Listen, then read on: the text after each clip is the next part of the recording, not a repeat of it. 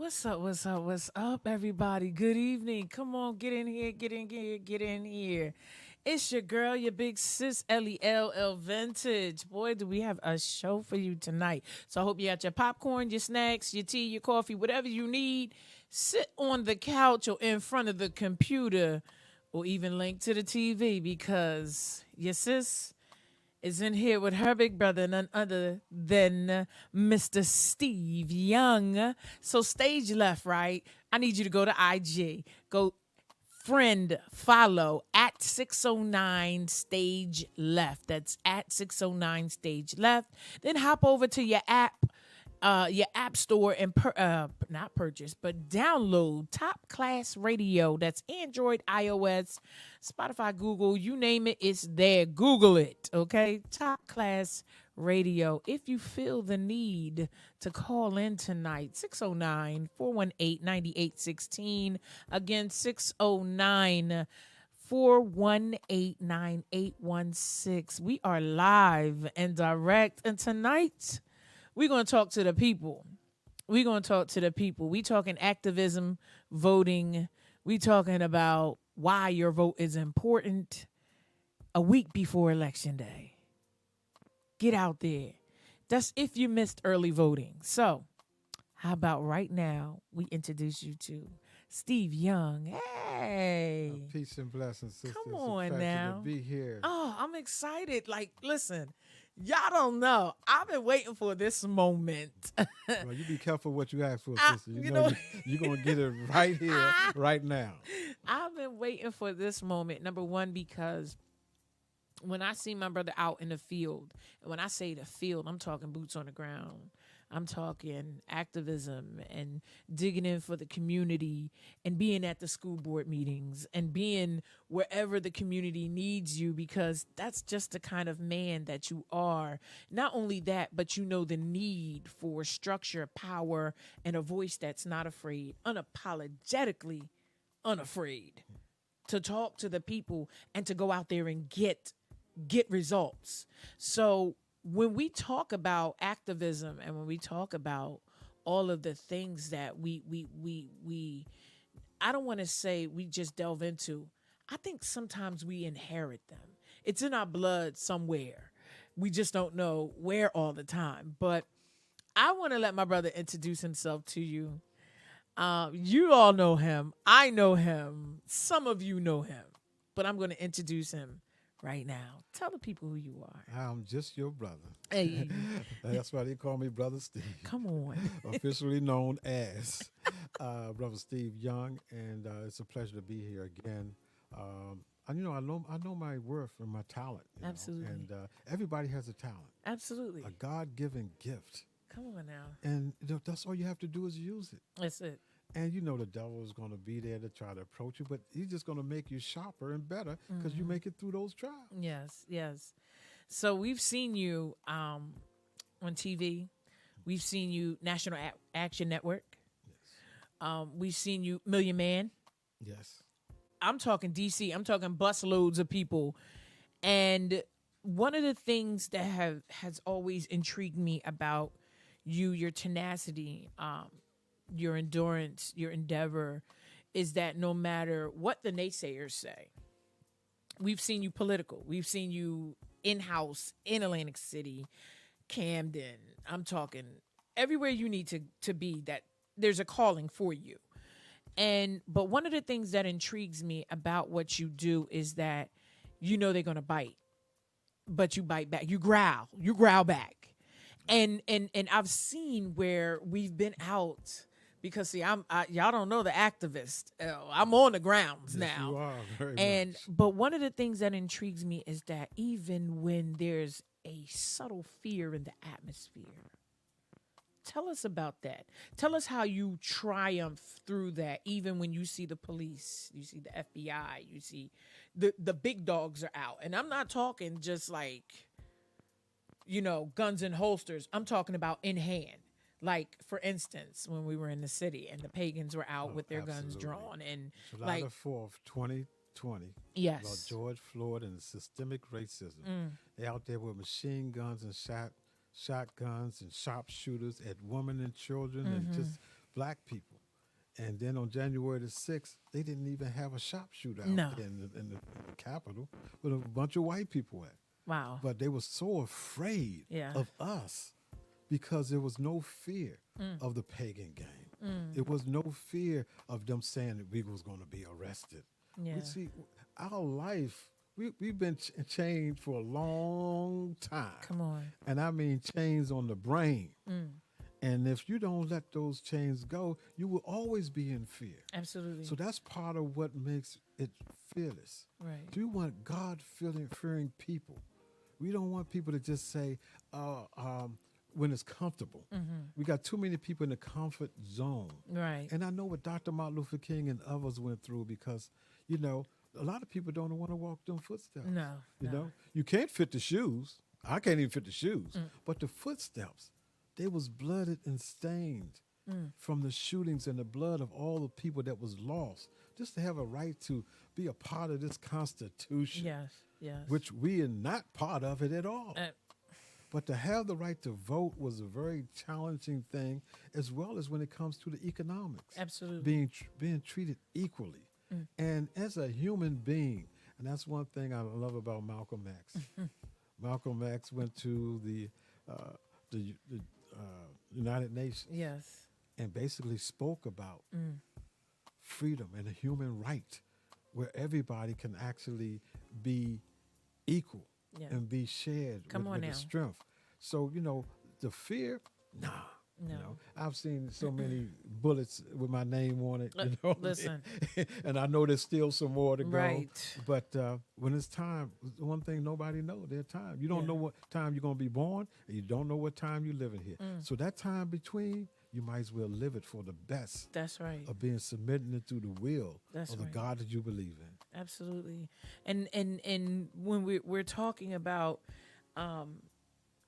being for the people, we work endlessly, effortlessly, sometimes long hours in the day and in the evening, just to accomplish what we call a line of protest and putting together an actual sheet, papers, pages and pages of names of people who will sign a petition and take that petition to where it needs to be delivered to. Stand out there. Sometimes you get spit at. Sometimes the door shuts and slams in your face. Sometimes people just watch you through the window. And I guess that's the part that hurts the most. The people that stand in the background Yeah. and say, well, that's not their fight. Right. But they're the first ones to jump out front to reap the benefits from your labor and them bullets being at your head. Come on now. You out front with on an issue, but yet you have these Uncle Tom and these Aunt Susies come Yes. up, pop up and say, oh, no, give it to us and you don't have to deal with them. Yes, absolutely. That's a problem, and that's something that our young people starting to realize. Right. That's why when they say Black Lives Matter, that was a statement. It's not no organization. It's a statement that Yes. Black Lives Matter to us, and we had to let the world know that it matters. It matters. It matters. It And matters. we asked those, even white folks, even some black folks, do Black Lives matter to you? And if it does, why are you going to kill another brother? Wow. If it does, why are you going to continue to lock us up and beat us down? If it does, why we don't have a place where we can be born at? Right. And feel like we're a part of it and be appreciated for the culture that we bring. It's amazing to me how we watch people delve into our culture. Okay, you know, we were talking to some young ladies and we were telling them about the history of having their hair braided and the meaning behind it and why when our tribes in Africa and Guyana, those places, why women chose to braid their hair. They were utilizing it so that they remembered the area, the demographies, the maps of where they were and where they could find certain things. But also, many people don't realize that our women, our tribes and our culture rolled pieces of okra in their hair to hide from whenever they were in the fields, the slave masters would come, and the okra was for them to utilize for medicinal reasons and things. And so the history behind all of that meant so much. I'm gonna say for me, learning about that, because it made the reason why I chose this life and why God allowed me to be able to be a part of this. It meant more to me because now I have a purpose and a reason. And a lot of people don't understand that. They don't know that part. And well, that's the part that's been taken out of the books, the history books. I mean, when we was brung over here, they only talk about when we was brung over here. Right. What about the kings and queens of the millions of people and the infrastructure that we have lived for thousands and thousands of years about? They don't want to teach our young people about that, because if they can teach you that you're a slave and you're going to stay a slave, the mentality that you will continue to be that. Absolutely. And so we got to learn to break that chain Right. of that thought. Just like you were saying about your hair. I mean, the cornrows. They don't call it cornrows for nothing. Nothing. That Come on road, some of the cornrows led to the road of freedom through the Yes. road, through the line that was in the hair to make the cornrows. Absolutely. To tell you which route to take for freedom. Come on now. So there was things like that we spoke about and we know about. But you think that's going to be taught today? No. Because what happened, we're a commodity. We're still property. When they Absolutely. say state property, state, everybody been to jail. Yep. What does it say? State versus your name. Yes. State versus your name. That means you're the property of the state. And so you have to challenge a whole state system that you're not even in. And we're talking about a constitution. You have a constitution of the state, and you got a constitution of the United States. Right. So where do you fit in Exactly. as a black person? Because all the years of the political makeup of this country and that constitution, it was just a working document that have not worked. Wow. And we got to just face it. We just got to face. We got to start all over. And what happened is, after what happened to George Floyd, all the minutes of seeing a black man choked and strangled to death on the ground by a black man, by a white man, and being handcuffed at the same time, the world seen that. Right. They seen the pain, and we were at home during COVID. So it was a time where we say, wait a minute, why are we still being treated like this? Right.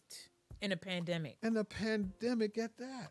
So it woke us up to say, when this is over with, we can't go back to business as usual. Right. Right. And we had time to atone to ourselves. If you don't have love for yourself, how can you love a fellow man? Absolutely. Absolutely. And speaking of that, we have those of us inside of our culture, black men and women, who have chosen to set themselves apart from this protest, this call of action and Black Lives Matter, and talking about, well, you guys, y'all just gonna get another one of you shot and killed. But what strikes me as odd is that they come calling when it's one of theirs. What do you have to say to them? Well, we're going through that now. 7 black men was arrested on July the 4th, 2020. And that's before the person that choked George Floyd to death was even arrested. Right. It was the movement in the street that said, you got to arrest this man. Because economically, the country was being hurt from the young people and the voiceless standing up and saying enough is enough. But 7 black men, we led 3 demonstrations here Yes. in Atlantic City. One was May the 30th. Yes. One was in June the 6th, and one was July the 4th. And July the 4th, we was threatened. If you go out there near anything or any traffic, we're going to have you arrested for using the constitutional rights of freedom of speech and freedom of assembly. So we challenged the Constitution. Yes. And when we walked and we got to the expressway, they had already blocked it off. Yeah. But they picked 7 black men. You had children out there. You had white people out there. You had Hispanic out there. Right. You had every nationality out there, and even women out there. Yes. Why would you pick 7 black men? And those 7 black men, shout out to the Expressway 7. Come on now. They are real brothers, because when they see That's me what I'm talking being about. locked up, they say, that brother ain't going by himself. I know today." that's right. I And know this- that's When they right. say black men don't stick together, hey, it You shows. missed it, 'cause- And then we went to court. We've been going to court for 2.5 years for walking down the street peacefully. Can you imagine that? We're challenging the Constitution Yes. through saying, do Black Lives Matter? It still goes on today. You may not Absolutely. see it because we don't have what we have now, right Absolutely. now. And that's why I thank you, and the brother for allowing me to be here, because we got to get this information out. Absolutely. That the struggle continues, but it can continue in a peaceful manner. It can. We didn't use no guns or no Right. weapons. None. We didn't break nothing on the sidewalk, anything. Nobody even fell that day. None. But here it is. We being charged. And they use all that military equipment Yes. with shields and shotguns Yes. and machine guns, frightening our children in our community. That's who should have been arrested. Right. And speaking of that, what appalled me, and this is where I want to say to those of us who think you're on the opposite side, my grandmother used to say, wait till the right state trooper pulls up on you. That's right.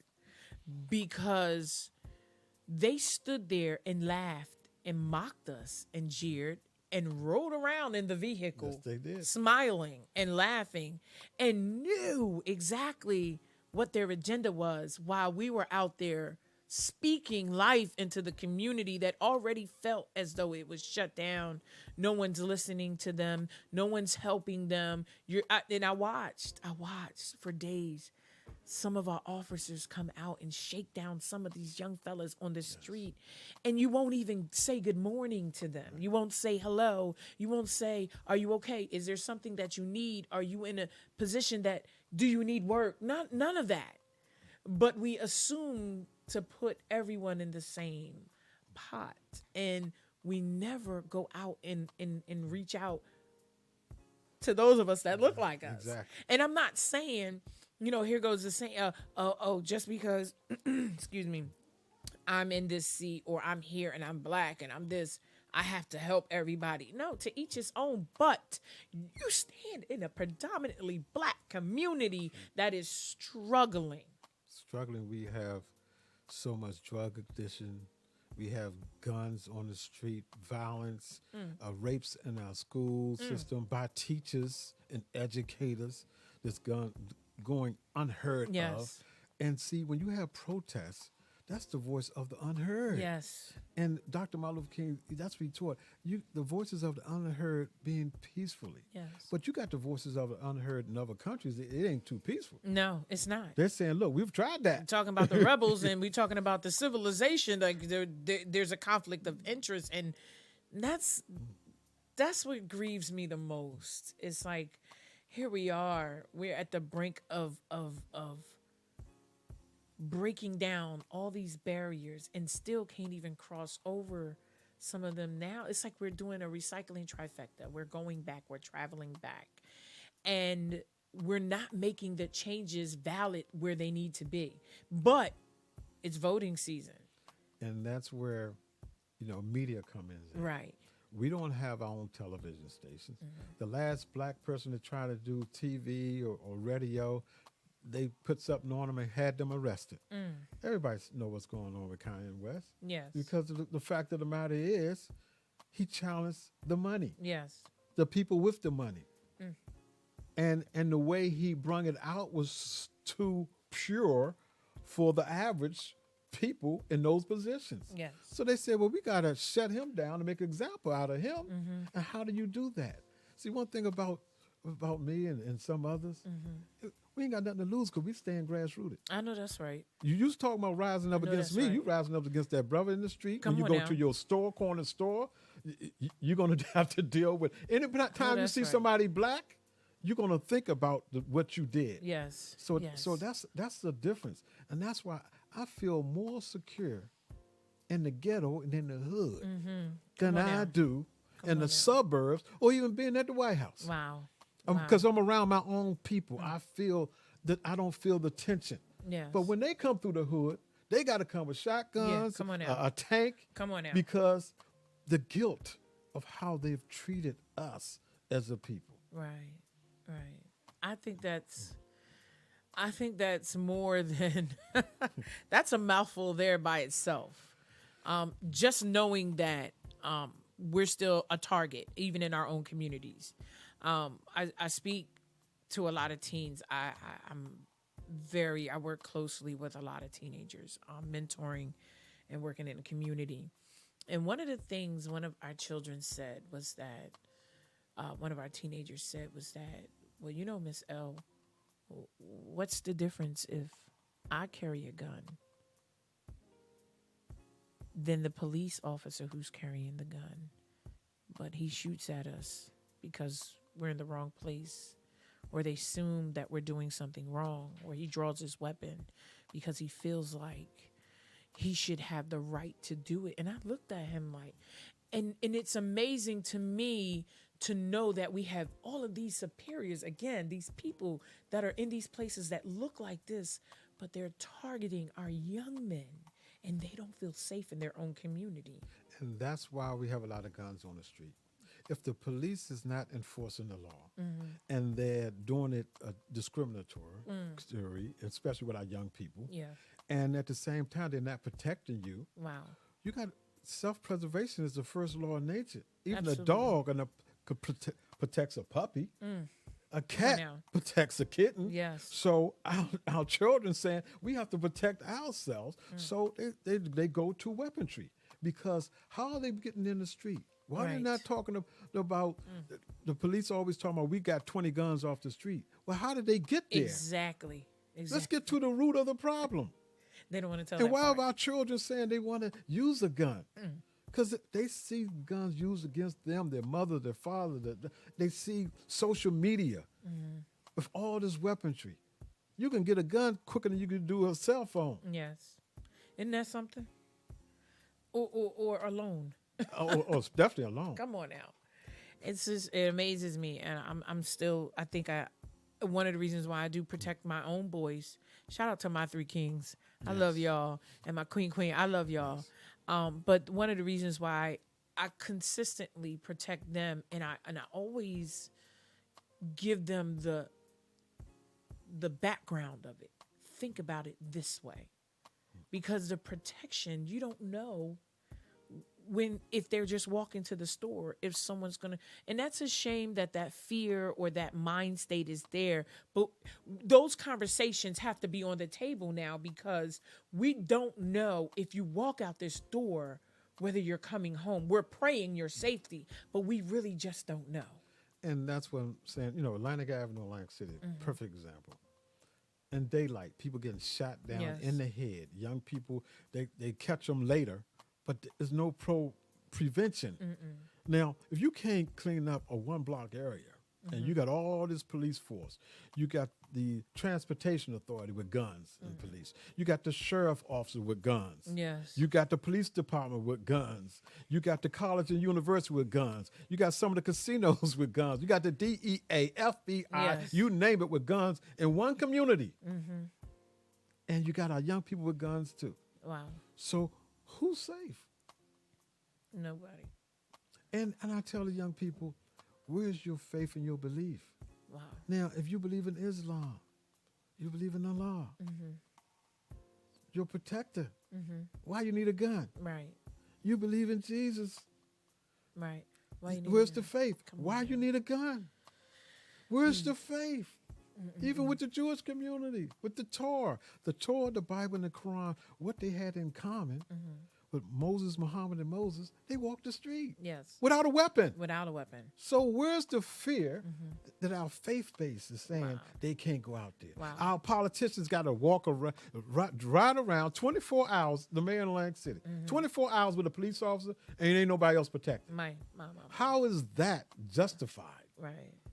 When are we going to get to the reality of our purpose for being here and the fear of God first, because that's the only one that's really going to really take your life, and send you to the hereafter. It's not going to be when the time when you get shot, you may not die. Right. So those Right. type of things is very important. And like you said, when you work with the youth, and I'm a foster parent for last 20 years, so I bring children that's out of any type of direction in my home, and educate them and Yes. teach them to go to the college and universities, or sometime to get a trade. Yeah. But but life skills. Are they teaching them basic life skills in school? Do you think? No. Are they teaching them home That is economics? long since Are they gone. teaching them those things? No. But yet they have 6 hours or more Right. of the minds of our children, and now teaching them from a computer, not even a book. It's not even how to sign their name. It's so true. It's so true. We speak about that all the time. It's just But the it's- solution. Let's talk about the solution. let's now. let's That's talk the about problem. the solution. We know the problems out there. What's the solution? The solution is we need to have the community come out and speak up. Not only that, but we need to have advocates that, especially for our families that don't know what is available to them. The resource, the advocate, the solution is to come out. The community has to speak up about these things. It really can't be 3 or 4 people. It has to be an entire community. Well, what it is we need what we're doing now. Right. Information is power. See, they control the information, so they control the mind. If we had our own television station, Oh my. if we had our own network, Right. where you can actually go to get our news, daily news, or what's good or bad, or even what's happening in our community. Right. Just think the difference we would be. We would feel inclusive. Wow. But when you don't see that, you feel like you're not part of this system Right. that's going on. Absolutely. So the solution is having that tool, and then matching the resources yes. with the means. We know the means. The people that's oppressed, they can tell you Yes. about oppression. Come on now. A drug addict that went through the situation can tell you how to get off it when he got off. Wow. Not no psychiatrist. Wow. You know what I mean? Yes, and not just a meeting, but it takes the solution to Yeah. it and having the resources to be able to do that. Somebody that's been incarcerated for 30 and 40 years and come home and they say, well, look, they was exonerated and found out they had the wrong person. Can you imagine how they feel? That's And trying, how do you make up for 30 years of time can't. in prison You can't. of being a slave for all those years? you can't. And the thing about it is, the solution is he can tell the rest because he's been in there. Yeah. See, I've been locked up, so I know how to tell a brother, look, you had 24 hours, Wow. or sister, you had 24 hours in a cell. You had time to think. You couldn't move, couldn't go nowhere. They told you when to eat, when you can go to the bathroom, and when you can shower.